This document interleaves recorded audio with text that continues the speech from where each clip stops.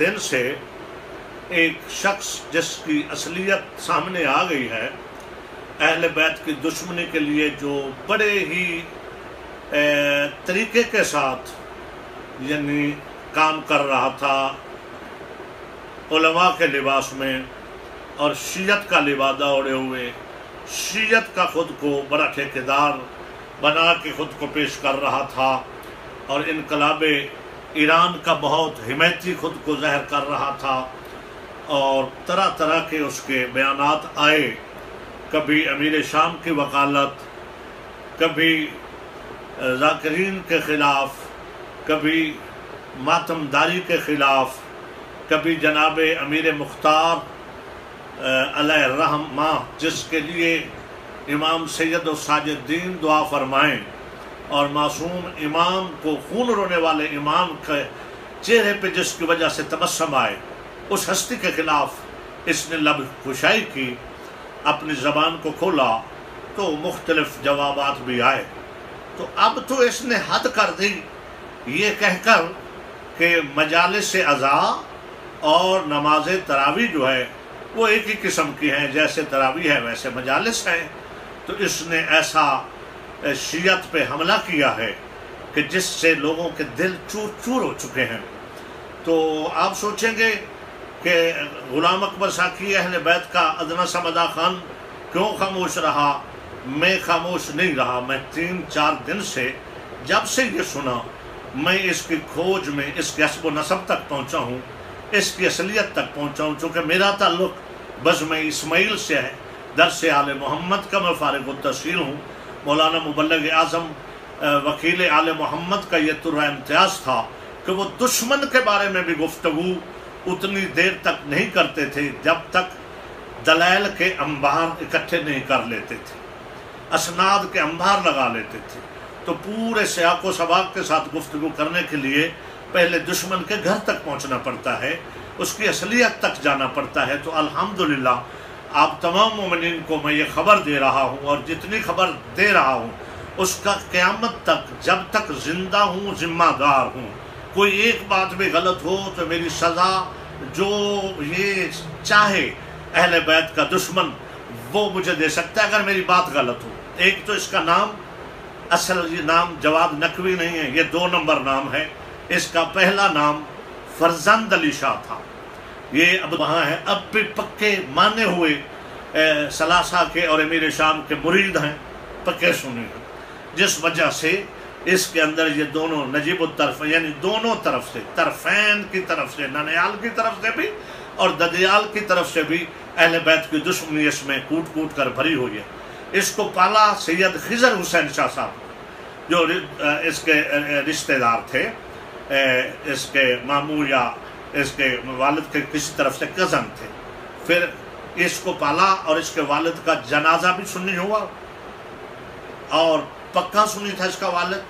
तो उन्होंने, वो शिया थे खिजर हुसैन शाह, उन्होंने इसको शिया मदरसे में दाखिल करवाया और इसका नाम फरजंद ही था। अगर उससे पहले, निकाह से पहले इसका कागजों में कहीं नाम जवाद नकवी या लफ्ज़ नकवी इसके नाम के साथ लगा निकल आए तो भी मैं जिम्मेदारी लेने को तैयार हूँ। नकवी भी उस दिन लगाया गया। इसका नाम एसार शाह ने, एसार काज़मी ने चेंज किया जब निकाह हो रहा था कि इसका नाम जवाद नकवी रख दो। नकवी उस दिन इसके नाम के साथ लगा, उससे पहले नकवी नहीं था। ये है इसकी असलियत। अब रहा मसला कि जो इसने कहा है मैं उस पर बात करूं। देखें, ये इसने अपने जवाब में कहा कि अहले सुन्नत मजलिस को बिदअत समझते हैं। उस वक्त से मैंने, चूँकि मेरा ताल्लुक़ बैनुल मज़ाहिब अमन कमेटी से बहुत दरीना ताल्लुक़, अब भी मेरा तमाम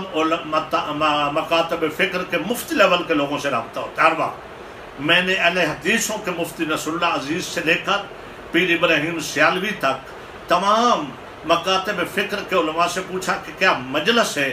इमाम हुसैन को, अहले बैत के ज़िक्र को आप क्या समझते हैं। उन्होंने कहा जी हम कौन होते समझने वाले, इबादत है। रसूल अल्लाह ने फरमाया ज़िक्र अलियन इबादत। हसनैन करीमैन का जिक्र रसूल अल्लाह ने किया अल्लाह के हुक्म और वही के मुताबिक। कभी उनकी वो सवारी बन गए, हाँ जी, वो सवार हो गए हसनैन, कभी जुमे का खुतबा छोड़ के उन्होंने मजलिस पढ़ी, कभी किसा की चादर ओढ़ के मजलिस पढ़ी। मजलिस अहले बैत के जिक्र को कहते हैं, मजलिस एजाज को कहते हैं, जिसमें अहले बैत की मुसीबत बयान की जाए। हम सारे के सारे उस जिक्र को तो बयान करते इबादत समझ के, वो इबादत भी है, अल्लाह का हुक्म भी है, रसूल की सुन्नत भी है। किसी ये कहता है सुन्नी बिदअत समझते, अपने जवाब में इसने कहा है, पहले जो बकवास की है वो और है। अब कहा जी मैंने कहा सुन्नी ये समझते हैं, कोई सुन्नी, कोई अहले हदीस, कोई देवबंदी जिक्र अहले बैत को बिदअत नहीं समझता। मजलिस से उलूम महमदिया उलमा को खामोश नहीं रहना चाहिए। आग लगी हुई है मिल्लत में, और इस आग को बुझाने के लिए उलमा का हक है कि सामने आके अपना वाज़ेह बयानिया दें, इसकी मजम्मत करें। मैं सलाम पेश करता हूँ जनाब, मुझे अब तक सबसे अच्छा बयान जो है वो अल्लामा शबीर रज़ा का, गालबन वो कराची से हैं, उनका अच्छा लगा। उस तरह बोल रहे हैं, मगर हमारे बयान है किसी का अनफरादी है, किसी का अपने एक मज़हब की तरफ से है, नहीं, उन लोगों का बयान आना चाहिए जो शियत के जिम्मेदार कहलाते हैं, जो मिल्लत के खुद को वारिस समझते हैं। कोई मिल्लत का कैद है तो कोई मिल्लत का सरबराह है और कोई कुछ है। अब उनको खामोश नहीं रहना चाहिए, और ये बात जहाँ पर ख़त्म नहीं होगी इस पर वाज़ेह बयानियाँ आना चाहिए। मेरी फिर इल्तमास है और मिल्लत तशय्यो के अज़ादारों आऊज़ु बिल्लाहि मिनश्शैतानिर्रजीम बिस्मिल्लाहिर्रहमानिर्रहीम अल्हम्दुलिल्लाहि रब्बिल आलमीन व सल्लल्लाहु अला मुहम्मदिन व आला आलिहि तय्यबीन व ताहिरीन अल मासूमीन व लानतुल्लाहि अला अदाइहिम अजमाइन अल्लाहुम्मा सल्लि अला मुहम्मदिन व आले मुहम्मद वज्जिल फ़रजहुम। मोहतरम नाज़रीन व सामीन, अस्सलामु अलैकुम। आज की नई वीडियो के साथ हाज़िर खिदमत हैं, और आज की वीडियो का उन्वान आपको थंबनेल देख के, टाइटल देख के अंदाज़ा हो गया होगा। आज हम बुनियादी तौर पे दो मौज़ूआत के ऊपर मुख्तसरन गुफ्तगू करेंगे, रोशनी डालेंगे। जिनमें से पहला मौजू ये है कि जो वीडियो आपने आगाज़ में देखी, ये वीडियो गालबन शायद साल 1.5 साल पुरानी है, लेकिन मेरे साथ इसका एक आध दिन पहले लिंक शेयर किया गया और पूछा गया एक दोस्त की तरफ से, एक अज़ीज़ की तरफ से व्हाट्सएप के ऊपर कि जनाब मौसूफ़ ये जो गालबन ग़ुलाम अकबर साकी इनका नाम है, ये जो गुफ्तगू फरमा रहे हैं और जिस तरह से ये बता रहे हैं कि जनाब मैंने तहकीक की है और मैं उनके शजरा नसब तक, जवार नकवी हफ़ज़ुल्लाह के शजरा नसब तक पहुंचा हूं, और ये इनके वालिद जो हैं, अभी तो हमने गुफ्तगू का काफ़ी हिस्सा जो है वो एडिट करके, हज़फ करके वीडियो को लगाया है, चूँकि नहायत गैर मुनासिब कुछ अल्फाज हैं इनके, और नहायत निचली सतह पे और गैर इल्मी तरीके से इन्होंने अपना जो है ना जवार नकवी साहब का रद्द पेश किया है। तो ये पूछा गया कि जनाब ये जो गुफ्तगू फरमा रहे हैं, क्या ये इसमें कोई सच्चाई है या दरोगोई से काम ले रहे हैं, या वही इल्ज़ामी बातें जो जवार नकवी साहब के हवाले से अक्सर पाकिस्तान में की जाती हैं। तो मैंने सोचा कि इस मौजू को जो है अपनी वीडियो में, आज की वीडियो में जगह दी जाए, ताकि हमारे देखने या सुनने वाले दिगर सामीन भी जो हैं, अगर वो भी इस वीडियो तक या किसी तरीके से उन तक भी ये वीडियो पहुँचे तो उनके जहन में भी कोई इस तरह के सवाल पैदा हों या कन्फ्यूज़न पैदा हो कि जनाब ये तो शिया घराने से ताल्लुक़ नहीं, इनका नाम भी और था जवार नकवी साहब का, तो ये क्या सारी गेम है, ये है वो है। तो इसके ऊपर मुख्तसरन चलें, कुछ अपने तय कोशिश करें कि कुछ चीज़ों को क्लियर कर सकें। मोहतरम नाज़रीन व सामीन, अल्हम्दुलिल्लाह मेरा मामला शख्सियत परस्ती वाला मामला नहीं है। मेरी वीडियोस गवाह हैं, मेरे चैनल की बढ़ती हुई ग्रोथ का रुक जाना और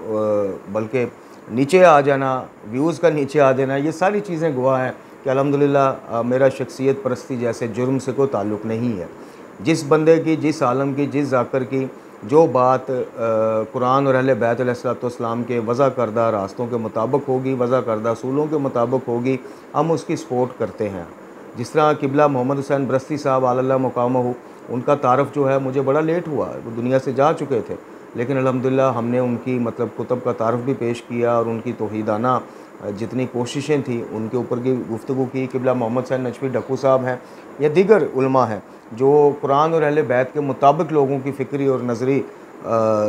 तरबियत करते हैं या करते रहे हैं, हम उनके लिए हाज़िर हैं। और बात कुरान और अहले बैत के ख़िलाफ़ हो, बात शिरक और गुलूव वाले अफ़कार को बढ़ावा देने की हो,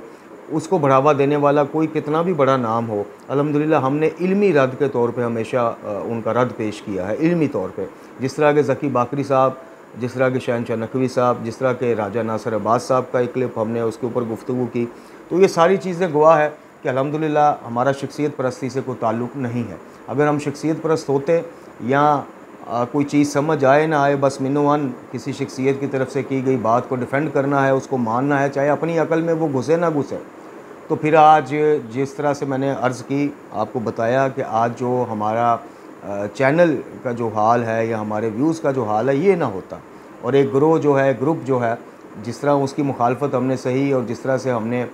वो सारा सिलसिला आपके सामने है। मुमकिन है हमारी इस वीडियो के बाद ये वीडियो को देखकर उस ग्रुप की तरफ से भी कोई वजह आए, कोई वजाहत आए, चूँकि वो उस ग्रुप में 2 ऐसे साहिब हैं। एक किबला जवाहर नकवी साहब से ईरान में पढ़ते रहे हैं और इनके मदरसे में उर्वतुल वुस्का में यहाँ पढ़ाते रहे हैं, और दूसरे भी जो साहब हैं वो भी गालबन उर्वतुल वुस्का से मुंसलिक रहे हैं या हैं, वल्लाहु आलम बिस्सवाब। और तीसरे एक और साहब हैं, बड़े मतलब ट्रू शिया हैं, वो भी किसी न किसी तरीके से किबला जवाहर नकवी साहब हाफ़िज़ुल्लाह के वो मदरसे से या उनकी चेन से किसी न किसी तरीके से मुंसलिक हैं। तो कहने का मकसद ये है कि हो सकता है मेरी इस वीडियो के बाद वो बेहतर वजाहत दे सकें, क्योंकि जो शजरा नसब बयान या इस तरह की जो बातें ये ग़ुलाम अकबर साकी साहब ने की हैं, इसकी बेहतर वजाहत जो उनसे ज़्यादा करीब हैं जवाहर नकवी साहब से, वही दे सकते हैं। हम इसके ऊपर गुफ्तगू करेंगे और इल्मी तौर पे इस गैर मुनासिब और निचली सतह की गुफ्तगू का अहाता करेंगे। यानी किबला ग़ुलाम अकबर साकी साहब ये अलामा है या मौलाना है, मेरा तो इनसे कोई शनासाई नहीं है, पहली दफ़ा इनको मैं देख रहा हूँ और इनका नाम सुन रहा हूँ, ये मेरी कम इल्मी है। लेकिन इन्होंने जिस सतह पे आके गुफ्तगू की है और जो इल्ज़ामात लगाए हैं, मतलब क्या ये एक अहले इल्म को या एक आलम को, और जिस तरह मौसूफ़ दावा कर रहे हैं कि जनाब बज़्म इस्माइल से उनका ताल्लुक़ है। बज़्म इस्माइल मैं आपको थोड़ा सा वाज़ह कर दूँ नौजवानों के लिए कि एक हमारे तारीख़ में एक बहुत बड़ा नाम गुज़रा है मुनाज़रों के हवाले से और इस तरह की फ़कीयों के हवाले से, जिस तरह इंजीनियर मोहम्मद अली मिर्ज़ा इल्मी किताबी नाम नहाद जो है वो फ़कीयों की। तो ये एक मौलाना मोहम्मद इस्माइल साहब का देवबंदी जो हैं, जब वो कन्वर्ट होकर शिया हुए, मज़हब जाफ़रिया में दाखिल हुए, तो उनके मुनाज़रे काफ़ी मशहूर हुए अपने मुनाज़राना गुफ्तगू और हाज़िर दमागी और ये इल्मी फ़कीयों की वजह से काफ़ी शोहरत उन्होंने पाई और उनको टाइटल मुबल्लिग़ आज़म का दिया गया। हालांकि इन मौसूफ़ ने किबला मौलाना मोहम्मद इस्माइल की अपनी खिदमात अपनी जगह पे हैं, लेकिन कुछ चीज़ें नहायत गैर मुनासिब भी उलमा ने इनके हवाले से बताई, जिस तरह मुफ्ती जाफ़र हुसैन आला मुकामो, जिन्होंने कौम को जनाब नहजुल बलागा का तर्जुमा करके, सहीफ़ा कामला का तर्जुमा करके कौम पर एक एहसान अज़ीम किया। उनके बारे में मौलाना इस्माइल साहब के नज़रियात या गुफ्तगू या अफ़कार जो हैं बड़े गैर मुनासिब रहे। किबला मोहम्मद सैयद नजफ़ी डक्कू साहब के हवाले से काफ़ी, यानी जो तौहीदी अफ़कार या बाअमल आलम थे या हक़-गो आलम थे, उनके साथ थोड़ा सा इल्मी टकराव मौलाना इस्माइल साहब का रहा। तो ये मौसूफ़ जनाब दावा कर रहे हैं कि बज़्म इस्माइल से ताल्लुक़ रखते हैं, फ़ारिग़ुल तहसील भी हैं, यानी बाकायदा प्रॉपर आलम हैं, डिग्री शुदा आलम हैं। लेकिन इनकी जो गुफ्तगू का मेयार है उससे आप अंदाज़ा कीजिए कि किसी शख्सियत की बात का आपने अगर रद्द करना है तो जो बात इल्मी, देखें किबला जवाहर नकवी साहब ने, मैं फिर कहूँगा, हमारा काम है कि जो बात गलत है उसको गलत कहा जाए और उसको अवाम को भी बताया जाए कि ये बात, ये तरीक़ाकार गलत है। किबला जवाहर नकवी साहब ने अपनी तकारीर में या अपने लेक्चर्स में मैंने नहीं सुना कि किसी के शजरा नसब खोले हों या किसी के ऊपर ज़ाती हमला किया हो। मतलब इल्मी बात वो करते हैं जिनसे इख्तलाफ हो सकता है, और हर चीज़ को मिनो-अन कबूल करना भी जो है अकल के ख़िलाफ़ है और कुरान व अहले बैत की तालीम के ख़िलाफ़ है। यानी मैं ख़ुद कई दफ़ा तिफ़्ल मकतब होने के बावजूद जो है, यानी ना मैं 3 में ना 13 में, ना मैं अच्छा तालिब इल्म हूँ और आलम तो मैं हूँ नहीं, लेकिन इसके बावजूद जो अल्लाह ताला ने शऊर दिया कुरान व अहले बैत से वाबस्तगी के सदक़े और वजह से, उसको सामने रखते हुए कई बातों पे किबला जवाहर नकवी साहब से इल्मी इख्तिलाफ हमारा भी है।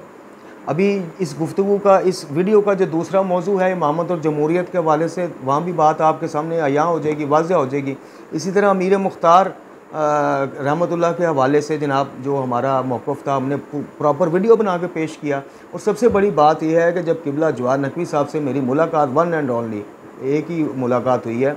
उसमें बाकायदा एक साहब जो आपको वीडियो में या तस्वीर में नज़र आएंगे वो इस चीज़ के शाहिद हैं कि ये बात हमने किबला साहब के यानी जवाहर नकवी हफ़िज़हुल्लाह ताला के सामने भी की कि किबला आपकी सारी बातों से 100% तो मुत्तफ़िक़ नहीं है, लेकिन मेजॉरिटी थिंग्स जो हैं, अक्सरियती चीज़ें जो हैं, वो आपकी कौम के लिए, मकतब के लिए बेहतर समझी हैं। तो इसलिए आपके उसमें वीडियो हम बनाते हैं या वीडियो में इस चीज़ का ज़िक्र करते हैं। तो कहने का मकसद ये है कि जो बात गलत है, चाहे वो आपके मुखालिफ के लिए ही की गई हो, लेकिन अगर वो इल्ज़ाम है गलत है तो वो गलत है, उसको आपको गलत कहना पड़ेगा। इख्तलाफात रखें, इल्मी इख्तलाफात रखें। किबला जवाहर नकवी के हवाले से जितने भी आपके तहफ़्फ़ुज़ात हैं, मुमकिन है वो ठीक हों, इल्मी तौर पर मुमकिन है वो गलत हो, तो अपनी बात को इल्मी तौर पे पेश करें और किसी अहले इल्म की बात के जो इल्मी रद्द है वो इल्मी तौर पे पेश करें, ना कि आप शजरे खंगालना में शुरू हो जाएं। पहली बात तो ये है कि मुझसे ये जिन्होंने लिंक शेयर किया उन्होंने कहा कि जनाब आप तो वहाँ पे होके भी आए हैं, तो क्या ये बात दुरुस्त है कि किबला साहब का देवबंदी है या उनका ख़ानदान या उनके अहले खाना जो हैं या वालिद हैं। इनके वालिद के हवाले से बड़े नामुनासिब इस क्लिप में वीडियो में अल्फाज इस्तेमाल किए गए थे जो हमने हज़फ किए हैं, एडिट किए हैं, और भी काफ़ी बातें हमें एडिट करना पड़ी। इतनी नामुनासिब गुफ्तगू, यानी गुफ्तगू का एक तरीका होता है। तो मैंने उन साहब से भी कहा जिन्होंने लिंक शेयर किया है कि मैंने ये सवाल ना किया है, ना मुझे इसको करने की ज़रूरत थी, ना मैं अब ज़रूरत महसूस करता हूँ, ना मुझे ये जुस्तजू है कि मैं सैयद जवाहर नकवी साहब का जनाब जाके शजरा वेरीफाई करता फिरूँ कि जनाब ये सैयद हैं, नहीं है, ये शिया फैमिली थी, नहीं थी, ये देवबंदी थे, नहीं थे। सबसे पहले तो मैं इल्ज़ामी जवाब जो है वो इन मौसूफ़ को, साकी साहब को देता हूँ कि मेरे सरकार जो जिस शख्सियत का आप नाम ले रहे हो और बड़े फ़ख्र से नाम ले रहे हो, मौलाना मोहम्मद इस्माइल मुबल्लिग आज़म, बकौल आपके या आपके ग्रुप के मुबल्लिग आज़म, मुझे ये बताइए कि उनका साहब का मकतब फ़िक्र क्या था? उनके तो नाम के साथ मरते दम तक देवबंदी लिखा जाता था, मौलाना इस्माइल देवबंदी। तो फिर उनके हवाले से आप क्या कहेंगे? अगर कोई बंदा किसी और मकतब से उठ के मकतब जाफरिया को, मकतब हक़ को कबूल करता है, तो क्या ये उसका जुर्म है या इस पे उसको और अप्रिशिएट करना चाहिए? लेकिन अगर आपका म्यार हम ले लें और यही बात किसी की शख्सियत की अच्छी चीज़ों को भी मुनज़्ज़म करने के लिए काफ़ी हो कि वो साहब का शिया नहीं था, तो फिर मौलाना इस्माइल साहब के लिए आप क्या कहेंगे? उनकी खिदमात के लिए आप क्या कहेंगे? ये सबसे पहले तो इन साहब से, गुलाम अकबर साकी साहब से, वो अपना इसी सवाल से जान नहीं छुड़ा सकते। अब ये क्लिप पुराना है और हमारी कुछ शना से ही, जैसे मैंने अर्ज़ किया, इन तक नहीं है, वरना इन तक हम अपना पैगाम पहुँचाते कि जनाब मौसूफ़ अगर किबला जवाहर नकवी का ये वाकई बात दुरुस्त है कि उनका ख़ानदान देवबंदी था और वो देवबंदी से शिया हुए हैं और शिया होकर फिर सिर्फ शिया नहीं रहे, आगे आप देख रहे हैं उनके इल्मी खिदमात या काम जो भी है उससे आप इख्तलाफ कर सकते हैं, उनके तरीक़ाकार से आप इख्तलाफ कर सकते हैं, उनकी तहकीक से आप इख्तलाफ कर सकते हैं, लेकिन ये अगर जुर्म ठहरा तो फिर मौलाना इस्माइल के बारे में आप क्या कहेंगे? मौलाना इस्माइल जवाहर नकवी साहब तो मेरा नहीं ख्याल किसी देवबंदी मदरसे में तालिब इल्म रहे या मुअल्लम रहे। मौलाना इस्माइल तालिब इल्म भी रहे और अपनी ज़िंदगी का एक बड़ा हिस्सा एज़ आ मुअल्लम उन्होंने देवबंदी मदारिस में गुजारा भी और कटर किस्म के देवबंदी थे, यानी एतदाल पसंद देवबंदी हमारे जो भाई हैं उनकी बात मैं नहीं कर रहा, लेकिन जो एक सख्त नज़रियात रखने वाले हैं उनमें इनका शुमार होता था मौलाना इस्माइल का। तो आज आप फ़ख्र से तारुफ़ पेश कर रहे हो कि जनाब आपका ताल्लुक़ बज़्म इस्माइल से है, तो फिर वो अगर ये जुर्म एक शख्सियत का है तो वो उससे बड़ा जुर्म दूसरी शख्सियत जिसके आप बड़े मोतक़िद हैं उनका भी है, तो फिर उनका शजरा आपने क्यों नहीं पेश किया? मौलाना इस्माइल के वालिद, उनके परदादा, दादा, उनके मामू, ननियाल, ददयाल, ये सारी चीज़ें, कहने का मकसद ये है कि जब मौलाना इस्माइल ने मज़हब हक़्क़ा को कबूल किया और इसके लिए अमली जदोजहद की, उनसे भी इख्तलाफ हो सकता है और है इल्मी इख्तलाफ, जैसे मैंने बताया कि उलमा हक़्क़ा के बारे में मौलाना मौसूफ़ इस्माइल साहब के ख़यालात कुछ ज़्यादा मुस्बत नहीं थे, वो इख्तलाफ अपनी जगह। लेकिन मौलाना इस्माइल की ने जब मज़हब हक़्क़ा कबूल किया, उसके बाद मजालिस महफ़िल में गए, उसके बाद कई महाज़ पर इल्मी तौर पर फ़तह दिलवाई मकतब जाफरिया के हवाले से एज़ आ मुनाजरा करने वाले, तो वो सारी जो साबका उनकी लाइफ थी देवबंदी मदरसे में मुअल्लम रहना या तालिब इल्म रहना, वो सारी जनाब मुनहदम हो गई, वो गई। यानी ये तो मासूमीन अलैहिस्सलातु वस्सलाम ने भी हमें फरमाया है कि आपकी ज़िंदगी, यानी एक रवायत है, एक हदीस है जिसमें अल्लाह ताला फरमाता है कि जब कोई बंदा तौबा कर लेता है, ताइब हो जाता है, तो जिस लम्हे वो ताइब हुआ, अगर मरते दम तक वो ताइब की हालत में रहा तो उससे पुरानी ज़िंदगी का पूछा भी नहीं जाएगा। और अगर कोई बंदा आखिर उम्र तक जहालत में रहा, गफलत में रहा, तो फिर वो एक एक लम्हे का हिसाब देगा। तो कहने का मकसद ये है कि जब मौलाना इस्माइल, जिनको आप मुबल्लिग आज़म कहते हैं और उनकी खिदमात हैं, इल्मी खिदमात हैं, उनको जब मकतब जाफिया कबूल करने के बाद आज तक मुबल्लिग आज़म माना जाता है, मुनाज़िर आज़म माना जाता है, उनके शजरों तक नहीं पहुंचा जाता या नहीं देखा जाता कि वो साबका देवबंदी थे, हो सकता है वो भी किसी एजेंडे के तहत मकतब में आए हों, इस तरह की चीज़ें नहीं सोची जाती। तो फिर अगर सैयद जवाहर नकवी हफ़िज़ुल्लाह का ताल्लुक़ था भी या है भी एक देवबंदी घराने से, या उनके वालिदैन का जो मसलक है वो मसलक जाफरिया नहीं था, तो ये चीज़ तो उल्टा उनके फेवर में जाती है। यानी एक बंदा तहकीक करके, जुस्तजू करके, मेहनत करके, और मैं जानता हूँ चूँकि मैं खुद कन्वर्टेड शिया हूँ, मुझे पता है कि ख़ानदानी निज़ाम और सारे स्ट्रक्चर से किस तरह बगावत करके बंदा मसलक कबूल करता है, यानी अपना मसलक छोड़ के दूसरे मसलक में जाता है, तो ये चीज़ तो फिर वो सिर्फ मसलक उसने चेंज नहीं किया उस शख्सियत ने, यानी जवाहर नकवी साहब ने, उन्होंने आपको जामिया उर्वतुल वुस्का की सूरत में मकतब के बच्चियों की तालीम और तरबियत के लिए आप उससे भी इख्तलाफ कर सकते हैं, उनके इल्मी इख्तलाफ कर सकते हैं। कहने का मकसद है कि आपको एक इदारा दिया, उनकी कलमी खिदमात हैं जिनका तारफ़ हम पेश कर चुके हैं, उनके लेक्चर्स इमामत के हवाले से, कुरान के हवाले से, शिरक और खुलूफ के ख़िलाफ़ काफ़ी चीज़ें उनकी, अक्सरियती चीज़ें उनकी जो हैं वो मुस्बत हैं। तो उन्होंने सिर्फ ये नहीं किया कि जनाब दीगर की तरह, मैं नाम नहीं लेता फिर लोग नाराज़ हो जाते हैं, कि सिर्फ मज़हब हक़ कबूल करके तो बस महफ़िल और मजालिस तक और अपनी वाह तक वो महदूद रहे हों, उन्होंने कुछ इल्मी काम भी किए। अब बात यह है कि क्या जामिया उर्वतुल वुस्का में पढ़ाया जाने वाला सिलेबस जो है, मैंने आगे भी अक्सर वीडियोज़ में अर्ज़ किया है कि कोई बंदा तहकीक करे, जुस्तजू करे, आयत दिखाए कि क्या उसमें देवबंदी यानी वो राइवेंट से अप्रूव या मंजूर शुदा सिलेबस है, या उसकी जड़ें जो हैं वो कुम और नजफ़ तक जाती हैं उस सिलेबस की। अब कहने का मकसद है कि ये अगर जवाहर नकवी साहब बात नहीं, यानी इस वीडियो में उन्होंने कहा छुपा हुआ देवबंदी है, ये फ़लाँ ये शेखैन के साथ इनके बड़े वो हैं और फ़लाँ बड़े बड़े इन्होंने इल्ज़ाम लगाए। कहने का मकसद ये है कि कैसा फिर ये बात नहीं देवबंदी है जो अहयाए निज़ाम इमामत की अकेली आवाज़ बुलंद किए हुए, हालांकि इनसे भी इख्तलाफ है, इस चीज़ से भी इख्तलाफ है, दीगर उलमा को भी है, और कुछ मुझ ना समझ की भी समझ में ये इमामत और जमहूरियत का जो सैयद जवाहर नकवी साहब का नज़रिया अभी तक बैठा नहीं है, इसको हमारी कम अक्ली आप समझ लें। लेकिन कहने का मकसद ये है कि ये बातनी देवबंदी को फिर तौफीक होती है कि वो निज़ाम इमामत की उठ के बात करता है, बातनी तशय्यो को क्यों नहीं होती, जो नजीबुल तरफ़ैन शिया हैं, जो पैदाइशी शिया हैं। तो ये सारी चीज़ें जो हैं उल्टा जवाहर नकवी साहब के फेवर में जाती हैं। आप जितना किसी की ज़ात पे, यानी एक बंदा इल्मी बात करता है, आपसे इल्मी जवाब मांगता है, आप उसकी शख्सियत पे या ज़ात पे चढ़ाई कर देते हैं। मैं बार बार ये अर्ज़ करता हूँ कि जवाहर नकवी साहब से इख्तलाफ, इल्मी इख्तलाफ जो है हमारा भी कुछ मामलात पे है और दीगर का भी है। बड़ी बड़ी इल्मी शख्सियात हैं जो जवाहर नकवी साहब की कई चीज़ों से मुत्तफिक नहीं है, लेकिन उनकी ज़ात पे नहीं जाते, ज़ाती हमले नहीं करते, जिस तरह ये मौसूफ या इस तरह के दीगर जो वो कर रहे हैं। तो ये फिर किस किस्म की छुपी हुई देवबंदियत है उनके अंदर कि जो जब भी मुंह खोलता है तो ये निज़ाम इमामत के लिए खोलता है, इमामत की तरफ रग़बत दिलाता है, पूरी जमहूरी सिस्टम को ही ये एक किस्म का बातिल करार देते हैं। इस पे फिर कौम गौर करती है, मकतब के बच्चे बच्चियाँ गौर करते हैं। तो आपको जवाहर नकवी साहब के, अब जिस तरह ये बता रहे थे, सबसे पहले तो उन्होंने ये झूठ बोला कि जवाहर नकवी ने मजलिस को बिद्दत कहा, मैंने नहीं सुना। हाँ, उन्होंने तरावी से तशबीह किसी मामले में यानी समझाने के लिए तशबीह दी कि जिस तरह आप लोग तरावी को, या आप कहते हैं कि जी वो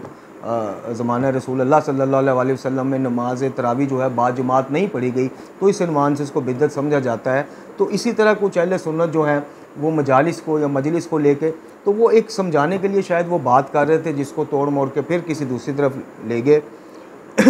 दूसरी बात ये है, दूसरा इन्होंने ये यहाँ पे बात की इनके बिला मौसूफ़ ने कि जनाब उनका एक शख्सियत अमीर शाम के लिए बड़े वो मतलब नरम गोशा रखते हैं और उनको पढ़ने का, हालांकि वो बात भी जो मैंने सुनी है, जहाँ तक मैं समझा, वो क्लिप मैंने देखा है कि उसमें वो बता रहे हैं कि मौला कायनात अली इब्न अबी तालिब अलैहिस्सलातु वस्सलाम को अगर आपने समझना है, अली की सियासत को समझना है कि जो कुरान के दायरा-कार से बाहर नहीं जाती, यानी मौला कायनात ख़ुद फरमाते हैं कि अगर शरीयत, यानी मैं मफ़हूम पेश कर रहा हूँ, नाजिल बलागा में मरकूम है ये चीज़, कि अगर शरीयत पेश नज़र ना हो, अल्लाह ताला का खौफ पेश नज़र ना हो, उसके अहकामात पेश नज़र ना हो, तो अरब में कोई माँ ने ऐसा बेटा नहीं जना था जो मुझसे बड़ा सियासतदान होता। तो यानी वो इस चीज़ को समझाने की बात हो रही थी कि अगर आप मौला कायनात की शख्सियत को समझना चाहते हैं तो आपको फिर उनके मद्दे मुकाबिल आने वालों को भी देखना पड़ेगा, फिर आपको नज़रियात में टकराव समझ में आएगा। उसको भी मोड़ के इन्होंने दूसरा रंग दे दिया। तो बात करने का मकसद ये है मेरे मोहतरम नाज़रीन और सामीन कि जवाहर नकवी साहब से मैंने जैसे कहा कि बेशुमार इख्तलाफ आप कर सकते हैं, इल्मी इख्तलाफ कर सकते हैं, उनकी कई नज़रियात के ऊपर, जुमा के हवाले से, अमीर मुख्तार के हवाले से, जमहूरियत और इमामत के हवाले से, या सूफ़ी इज़म के हवाले से जो थोड़ा नरम गोशा है उनका, जिस तरह से उन्होंने एक स्टेटमेंट भी दिया, वीडियो मौजूद है कि सूफ़ी कौन होता है, उसकी तारीफ़ में उन्होंने काफ़ी माशाल्लाह, इन सारी चीज़ों से इख्तलाफ हम भी रखते हैं। यानी हम जवाहर नकवी साहब की बजाय इन चीज़ों के ऊपर उन उलमा के कायल हैं कि जो कुरान और अहले बैत के मुताबिक इन चीज़ों का रद्द पेश करते हैं, यानी उनकी तहकीक से हम कायल हैं। लेकिन इसका ये मकसद नहीं है कि हम उठ के जनाब शजरों तक पहुँच जाएँ। आप इल्मी बात का, आप में दम खम है तो आप इल्मी बात का इल्मी जवाब दो और सच का सहारा लो। आप बात को तोड़ मोड़ के क्यों पेश करते हो? हम कल को अगर जवाहर नकवी साहब के हवाले से कोई बात करते हैं कि जैसे हमने मिर्ज़ा के मामले में कही, खुल के बात की, कोई झूठ का सहारा नहीं लिया, कोई ज़ाती हमने खुल के कहा और हमने टाइटल में लिखा जिसका नतीजा आज तक हम भुगत रहे हैं। मेरा ये चैनल भुगत रहा है। मैं आपको बता नहीं सकता कि हमारे इस चैनल को मोरलाइज करने के लिए क्या क्या इक़दाम किए गए और किस तरह से इसको उजाड़ने की कोशिश की गई। लेकिन जुर्म क्या था कि मिर्ज़ा के मामले में हमने टाइटल में, एक तो जुर्म ये था कि जवाहर नकवी साहब के मदरसे से फ़ारिगुल तहसील या उनके मौलम रहने वाले एक साहब से हमारा इल्मी टकराव हो गया और वो सारा वज़न जो है जवाहर नकवी साहब के ग्रुप का या उनके फॉलोअर्स का, वो सारा वज़न उन्होंने उनकी तकड़ी में डाल दिया। फिर कुछ मुसल्ले पसंद आए, सुलह पसंद आए, जिन्होंने सुलह के नाम पे और मज़ीद हमें मतलब हम उसके वो समझ ही नहीं पाए उस सियासत को, उस चीज़ को। तो कहने का मकसद ये है कि हमने तो खुल के टाइटल में भी लिखा कि उस्ताद मोहतरम इंतज़ार रहेगा, आगे क्वेश्चन मार्क, वो टाइटल आज भी मौजूद है। तो या तो आप इतनी करज, इतनी जुरत, इतनी हिम्मत पैदा करें कि अगले के किसी इल्मी बात का इल्मी रद्द लेके आएँ, तमीज़ तरीके से लेके आएँ। कुरान और अहले बैत ने देखें दोस्ती और दुश्मनी का म्यार बताया है, उस म्यार के अंदर रहते हुए किसी की आप सपोर्ट करें या किसी की मुखालफत करें, म्यार कुरान और अहले बैत होना चाहिए। आपको लगता है जवाहर नकवी साहब की फ़लाँ बात इल्मी तौर पे गलत है, गलत तहकीक पेश कर रहे हैं, गलत तारीख़ पेश कर रहे हैं, गलत लेक्चर दे रहे हैं इस मौजू पे, तो आइए बिस्मिल्लाह हवालों के साथ, दलाइल के साथ उसका इल्मी रद्द पेश कीजिए। हमने जो वो लिखा था कि उस्ताद मोहतरम इंतज़ार रहेगा, वो इसलिए लिखा था कि इंजीनियर मोहम्मद अली मिर्ज़ा ने बहुत बड़ी बात कर दी थी, बहुत मसखराना किस्म की मस्खरापन किया है इमाम ज़मान जल्लल्लाहु ताला फ़र्ज शरीफ की ज़ात के हवाले से, और सैयद जवाहर नकवी साहब अपने ऊपर होने वाली बात का जवाब नहीं देते। ठीक है, सैयद जवाहर नकवी साहब इख्तलाफी मौज़ूआत को हवा नहीं देते, बिस्मिल्लाह फ़ाबिहा, अच्छी बात है। लेकिन हमने ये कहा था कि किबला वो आपका बहुत बड़ा परस्तार है, बकौल उसके वो आपको मुजद्दिद मानता है, मुस्लिम मानता है, वो मतलब शिया ही आपको मानता है। तो ये उसने इमाम ज़मान जल्लल्लाहु ताला फ़र्ज शरीफ की ज़ात बाबरकत से इख्तलाफ नहीं किया, यानी विलादत और ग़ैबत के मामले में उसने सीधा सीधा मजाक उड़ाया है। तो किबला आप अपने किसी खुतबे जुमा के खुतबे में या किसी लेक्चर में कोई मजम्मत नहीं, चले मजम्मत नहीं तो कम अज़ कम उनकी इस्लाह के लिए उनको मुतवज्जे करें कि ये इल्मी तरीक़ा नहीं है। मिर्ज़ा नाम नहादी इल्मी किताबी साहब, ये कोई तरीक़ा नहीं है। तो हमारी ये बात हमने काफ़ी, यानी हमारी नाइफ सी आवाज़ है, कमज़ोर छोटी सी आवाज़ है, छोटा सा चैनल है, शायद किबला जवाहर नकवी साहब के कानों तक नहीं पहुँच पाई। तो बहरहाल वो उस मामले में भी मेरा इख्तलाफ आप देख लें कि वो आज भी टाइटल, वो वीडियो एज़ इट इज़ मौजूद है। लेकिन उसका ये मकसद नहीं है कि अब जवाहर नकवी साहब के हवाले से हमारे मौज़ूआत चेंज हुए हैं या हम वीडियो ज़्यादा नहीं कर पा रहे हैं तो कोई उठ के उनके मतलब इस तरह की बात करे तो हम उसकी सपोर्ट करें। या जवाहर नकवी साहब के जो शागिर्दान का ग्रुप है, अलवी साहब हैं या दूसरे तीसरे हैं जी, अगर ये मेरे मुखालिफ हो गए तो मैं उठ के जनाब ज़िद में आके या नापरस्ती में आके तो मैं जवाहर नकवी साहब की अच्छी बातों के ऊपर भी बुलडोज़र चला दूँ, या इस तरह की गुफ्तगू जो आपने वीडियो के आगाज़ में इस ग़ुलाम अकबर साकी की सुनी, इसको मैं सपोर्ट करूं या इसको फैलाऊं या इसकी मजम्मत ना करूं, तो ये हमारा ज़मीर हमें इसकी इजाज़त नहीं देता। किबला जवाहर नकवी साहब के जो साथी हैं या शागिर्द हैं या उनके मुतल्लिकीन जो हैं, उनका जो भी हमारे साथ सलूक रहा, जो भी उन्होंने हमारे डैमेज किए और जिस वो अपनी जगह है, लेकिन जो बात गलत है वो गलत है। इन मौसूफ़ को सबसे पहले क्लियर करना चाहिए कि अगर जवाहर नकवी साहब मकतब देवबंद से उनके आबाओ अजदाद का ताल्लुक़ था तो मौलाना इस्माइल का ताल्लुक़ किस मकतब फ़िक्र से था, और अगर मौलाना इस्माइल का मज़हब हक़्क़ा को कबूल करने के बाद उनकी इल्मी खिदमात देखी जाएंगी, उनका शजरा नहीं देखा जाएगा, तो फिर अगर ये बात सच भी है तो फिर जवाहर नकवी साहब का शजरा आप किस तरह देखेंगे और उनकी इल्मी खिदमात को किस तरह फरमोश करेंगे। तो ये पहला हिस्सा था। अब दूसरा हिस्सा ये है कि आजकल एक और मौजू काफ़ी हॉट है, गर्म है, कि निज़ाम इमामत को लेके और जमहूरियत को लेके जवाहर नकवी साहब के बयानात के क्लिप्स चल रहे हैं और उनके शागिर्दान या उनके चाहने वाले जो हैं वो कुल्ली तौर पे इस निज़ाम यानी जमहूरियत को बातिल करार दे रहे हैं और वोट डालना उनके नज़दीक जुर्म है या वोट डालना इमामत के ख़िलाफ़ वोट देने के मुतरादिफ़ है। जबकि दूसरी तरफ आप देखते हैं कि सैयद साजिद अली नकवी हाफ़िज़ुल्लाह और राजा नासिर अब्बास और दूसरे जो कायदीन हैं वो सियासी तौर पे किसी न किसी जमात से उनकी एसोसिएशन एफिलिएशन रहती है। जिस तरह आजकल वहदत मुस्लिमीन वाले तहरीक इंसाफ को और साजिद नकवी साहब जो हैं वो मुतहदा मजलिस अमल और इस तरह से, यानी उनका नज़रिया ये है कि निज़ाम जमहूरियत जो है बातिल निज़ाम नहीं है। और किबला मोहम्मद साहब नजवी डक्कू साहब का भी इसके ऊपर मुख्तसरन एक वीडियो बयान है, उसमें कुछ अल्फाज ऐसे हैं कि शायद वो मुनासिब नहीं होगा, इसलिए हमने उसको वो अटैच नहीं किया। यानी किबला नजवी साहब से सवाल किया गया तो जवाहर नकवी साहब का नाम लेकर नहीं किया गया, उनको कहा गया जी एक आलम ने कल ये कहा है, तो उन्होंने उस हवाले से कहा कि जनाब ये नामुनासिब बात है, इस तरह की बात नहीं है, ये निज़ाम बातिल नहीं है। अब बात यह है कि क्या अकेले जवाहर नकवी साहब जो निज़ाम इमामत की बात कर रहे हैं और जमहूरियत को बातिल करार दे रहे हैं वो उनकी बात में वज़न है या वो बात ठीक है, या इस नज़रिए के मुतज़ाद जो नज़रिया किबला साजिद नकवी साहब का, हाफ़िज़ुल्लाह का या दीगर उमाइदीन का, लीडरान का है, वो नज़रिया ठीक है। तो बात करने का मकसद ये है कि जो जुस्तजू है, जो शौक़ है, जो रग़बत है, जो जिसकी तरफ जवाहर नकवी साहब कौम को मुतवज्जो कर रहे हैं निज़ाम इमामत के लिए, है तो ऐसे ही, असल तो यही है। यानी अगर मैं इमामत का कायल हूँ तो फिर मुझे निज़ाम भी जो है वो यानी निज़ाम को भी इमामत के हवाले से, इमामत की ऐनक से देखना चाहिए, यानी निज़ाम इमामत को ही एक्सेप्ट करना चाहिए।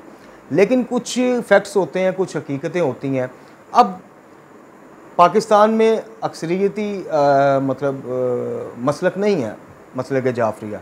और दीगर बरादरान इस्लाम की निस्बत हमारी तादाद उतनी नहीं है। यानी वो तमाम बरादरान इस्लाम अगर मजमूई तौर पे, चूँकि उनका जो मसलक है वो मनहज है, वो अहले सुन्नत है और उनकी तादाद ज़्यादा है, तो अब पाकिस्तान में फिर एक आम मोमन, एक आम शिया जो है वो किस तरह से फिर अपने हकूक़ के लिए किस तरह से आवाज़, जबकि वो इस निज़ाम को नहीं मानता, वो वोट डालने नहीं जाएगा, यानी ना इधर का रहेगा ना उधर का रहेगा, किसी तरफ का भी नहीं रहेगा, तो फिर उसके हकूक़ हैं, कुछ उसकी आवाज़ है, कुछ मामलात हैं जिसमें हुकूमती, यानी उसको तो फिर कोई सपोर्ट नहीं मिलेगी, ना अपोजिशन की ना हुकूमत की, चूँकि वो दोनों को बातिल समझ रहा है, गलत समझ रहा है। तो इस मामले में जब हमने दीगर उलमा से कुछ बातचीत की या नज़रियात सुने, जैसे साजिद नकवी साहब का, अब ये बात तो ठीक है कि मिलत तशय्युअ ने जब से क़याम पाकिस्तान के बाद से जिस सियासी पार्टी पे भी इत्माद किया है, मिलत तशय्युअ ने, मकतब तशय्युअ ने धोखा खाया, यानी हाथ कुछ भी नहीं आया, वही जुल्म रवा रहा, वही मुखालिफिन को बढ़ावा मिलता रहा। लेकिन अब क्या इस सारे निज़ाम से आउट हो जाए बंदा, इस सिस्टम से बाहर हो जाए और सिर्फ इनकलाब के लिए, निज़ाम इमामत के लिए बात करे, तो उसके लिए फिर जो एक हकीकत है उसको झुठलाया नहीं जा सकता कि पाकिस्तान में अक्सरियत नहीं है। आप किस तरह से, और जो हैं, जो यानी मकतब तशय्युअ की जो तादाद है मसले के शिया से वाबस्ता, अगर आप वो मरदमशुमारी कराएँ यानी सिर्फ अहले तशय्युअ के हवाले से, तो अगर 4 करोड़ या 4.5 करोड़ या जितने भी करोड़ अहले तशय्युअ की तादाद मौजूद है पाकिस्तान में, तो उनमें से भी 25 से 30% जो है वो इनकलाब के हामी नहीं है बल्कि मुखालफ हैं, यानी वो इनकलाब ईरान को भी रगड़ा देते हैं, वो इस चीज़ को मानते ही नहीं हैं। तो फिर ये निज़ाम इमामत को के लिए किस तरह से जहान तैयार किए जाए, इनकलाब लाया जाए, तो ये सारे सवाल फिर अपनी जगह मौजूद हैं। अब जब हम जमहूरियत को देखते हैं कि क्या वाकई ये गैर शरई निज़ाम है या बातिल है, या आज के दौर में एक आम सादा हम जैसा बंदा क्या करे, तो फिर दीगर उलमा इस तरफ गाइड करते हैं कि मौला कायनात अली इब्न अबी तालिब अलैहिस्सलाम का भी एक फरमान अली शान नहजुल बलागा में मौजूद है कि किसी भी, यानी मफहूम पेश कर रहा हूँ, किसी भी कौम और मिल्लत के लिए हाकिम का होना ज़रूरी है, चाहे वो नेक हो या बद हो। इसी तरह इमाम मूसा काज़िम अलैहिस्सलाम सरकार की सीरत में से एक वाक़या है कि जब उनके एक साहबी ने, जो बनी अब्बास के हुकूमत में बड़े एक आला ओहदे पर था, जब उसने रिज़ाइन देना यानी छोड़ने का बात की, तो इमाम ने इसको मना फरमा दिया। और जब उसने कहा कि इमाम, इन ज़ालिमीन की हुकूमत का हिस्सा बनने के लिए आप मुझे कह रहे हैं, तो आपने फरमाया नहीं, बल्कि इस सिस्टम का, यानी इस हुकूमत का, इस सिस्टम का अगर तुम हिस्सा रहोगे तो अपने आम जो मोमिनीन हैं, गरीब मोमिनीन हैं, मसाकीन हैं, उनकी बेहतरी के लिए कोई ना कोई इक़दाम कर सकोगे। ये वाक़या तफसील के साथ आप उलमा से रजू कर सकते हैं और सीरत की किताबों में भी आपको मिल जाएगा। तो इस तरह की जब हम चीज़ें, यानी इमाम को नहीं था पता कि ये बनी बाज़ ज़ालिमाना गासिब हैं ये, लेकिन इमाम अपने एक बहुत करीबी सहाबी को उसी सिस्टम के अंदर रहते हुए मोमिनीन की फ़लाह के लिए कुछ काम करने का, तो इन चीज़ों से फिर एक बुनियाद मिलती है। और दूसरा ये है कि जमहूरियत में अगर कुरान और सुन्नत के ख़िलाफ़ सरीहन कोई चीज़ें कही जाएँ तो वो गलत है, लेकिन अगर दस्तूर या आइन के मुताबिक उसको तरतीब इस तरह से दिया गया है कि किताब खुदा और सुन्नत रसूल सल्लल्लाहु अलैहि वसल्लम के ख़िलाफ़ कोई बात नहीं होगी, तो फिर उसके आप कुल्ली तौर पर गैर शरई, उलमा जिनसे हमारी बात हुई उन्होंने कहा कि कुल्ली तौर पे आप गैर शरई नहीं कह सकते। दूसरा ये है कि आपकी अक्सरियत नहीं है। तीसरी बात यह है कि जो जितनी अक्सरियत आपकी है उसमें भी वो डिवाइड है, कुछ इनकलाब के हामी हैं, इनकलाब ईरान का मॉडल देखते हुए, कुछ नहीं है, कुछ वलायत फ़क़ीह का जो निज़ाम है उसके हामी है, अक्सरियत हामी नहीं है। पाकिस्तान में आप हैरान होंगे कि वलायत फ़क़ीह का जो निज़ाम है या जो नज़रिया या जो कॉन्सेप्ट है, उनसे जो पाकिस्तानी शियों में अगर आप वो करवाएं तो 45% से ज़्यादा लोग इसके मुखालिफ हैं, इसको एज आ निज़ाम कबूल करने को तैयार नहीं है। तो फिर ये सारा जो है, लेकिन उनको जो प्लस पॉइंट जाता है इस हवाले से सैयद जवाहर नकवी साहब को, ये भी उलमा ने कहा, ये मेरी बात नहीं है, ये कुछ उलमा ने कहा कि उनका प्लस पॉइंट ये है कि कम अज़ कम जिस तरह इमरान खान साहब के हवाले से कहा जाता है कि यार चलो रियासत मदीना वो बना नहीं सका, तो उसने एक तसव्वुर तो पेश किया, एक ख्वाब तो बताया, एक नज़रिया तो दिया, कि ये मेरा मेन मोटिव है, मकसद है। अब इसके असूल के लिए मुझे 5 साल हुकूमत करना पड़े, यानी एक चीज़ तो उसने की। तो इसी तरह जो फेवर है या सपोर्ट है या सेफ साइड जो है वो जवाहर नकवी साहब के हवाले से उन्होंने हमें बताया कि कम से कम जवाहर नकवी साहब ने निज़ाम इमामत के या के लिए बात तो की, एक नज़रिया तो बताया ना कि भी हमारा असल जो है वो ये है, ये नहीं है। अब जो इख्तलाफ है उनसे वो ये है कि अब वो कुल्ली तौर पे इस निज़ाम के अलावा हर निज़ाम को अगर बातिल कहेंगे, वोट डालने को जुर्म कहेंगे। अभी मुझे नहीं पता कि जवाहर नकवी साहब ने वोट डालने को जुर्म, निज़ाम का तो मुझे पता है, वोट डालने के वाले से मुझे नहीं पता अभी। लेकिन अगर वो निज़ाम इमामत यहाँ पे राइज नहीं हो सकता उस तरह से, आपकी एक शरीयत नहीं है, और अगर आप चाहते हैं तो फिर आप लोगों को पहले इस चीज़ की तरफ कन्वेंस करें, ये उन आलम ने कहा, उनको रग़बत दिलाएं, उनको निज़ाम इमामत की खूबियाँ बताएं, और फिर इसी सिस्टम में से अपनी एक पार्टी बनाएं अपना, और जो मेजॉरिटी लेके आप असम्बली में आएँ और जो मर्ज़ी आप आए वो क्या कहते हैं बिल पास करवा लें। तो इस तरह से सिस्टम से बिल्कुल बाहर हो जाना ये एक आम मोमिन को नुकसान देगा। काफ़ी मोमिनीन के काफ़ी इलाकों में काम रुक जाएंगे, ज़्यादतियाँ मोमिनीन पर बढ़ जाएंगी। यानी एक जो थोड़ा बहुत सियासी पार्टियों को होता है कि चलो एक शिया फैक्टर जो है उसको भी इस्तेमाल किया जाए, वो बिल्कुल ख़त्म हो जाएगा जब आप निज़ाम से ही कट गए, अलहदा हो गए। तो ये सारी चीज़ें आप देखें, ये वो इल्मी इख्तलाफ है जो इल्मी तरीके से जवाहर नकवी साहब की बात पे किया, और जिसका मैं भी कायल हूँ कि वाक़यातन निज़ाम इमामत के राइज तक या उसके लिए जब एक चीज़ नज़र आ रही है उस वक़्त तक के लिए सिस्टम से हम कट नहीं सकते। हाँ, सिस्टम की गैर शरई चीज़ों से हम कट सकते हैं। तो ये आज की वीडियो में हमने इन 2 चीज़ों के ऊपर गुफ्तगू की। वीडियो लेंथी हो रही है, हम एक दफ़ा फिर मज़म्मत करते हैं, सैयद जवाहर नकवी साहब हों या कोई भी इल्मी शख्सियत हो, उसका इल्मी रद्द करें, इल्मी तौर पे ज़ातियात पे हमले करके नहीं, शजरा नसब खोल खाल के नहीं। मौला कायनात अली बिन अबी तालिब अलैहिस्सलाम कि जिनके शिया बनने में बड़ा फ़ख्र हम महसूस करते हैं, हालांकि जो शिया का क्राइटेरिया है, जो म्यार है, उसके हम पास भी नहीं फटकते। उनका फरमाने आली शान है कि जिसको उसके अमाल पीछे हटा दें उसको उसका हसब नसब कुछ फ़ायदा नहीं पहुंचा सकता। तो आप जनाब नाम ना देखें कि फ़रजंद अली शाह नाम था या अब जवाहर नकवी नाम है, काम देखें। इसी तरह कोई भी इल्मी शख्सियत है, उनकी ज़ातियात पर ना जाएं, उनका ये देखें कि उनका जो ज़िंदगी का पहला हिस्सा जिस तरह से भी गुजरा, आखिरी हिस्सा किस तरह से गुजर रहा है, और क्या कुछ बंदों को, कौम के कुछ बच्चे बच्चियों को फ़ायदा हो रहा है या नहीं हो रहा है। तो ये गुफ्तगू थी जनाब हमारी। इंशाल्लाह अपनी अगली वीडियो के साथ हाज़िर खिदमत होंगे, और जाते जाते आपसे फिर दरख्वास्त है कि अपने इस चैनल का ख्याल करें, सब्सक्राइब करें, वीडियो लाइक और शेयर किया करें, और इस तरह की तौहीदी अफ़कार पर जो मुबनी हमारी एफ़र्ट्स हैं उनको आपकी अखलाकी सपोर्ट की ज़रूरत है। ला हौला वला कुव्वता इल्ला बिल्लाहिल अलील अज़ीम व सल्लल्लाहु अला मुहम्मदिन व आला आलिहि तय्यबीन ताहिरीन।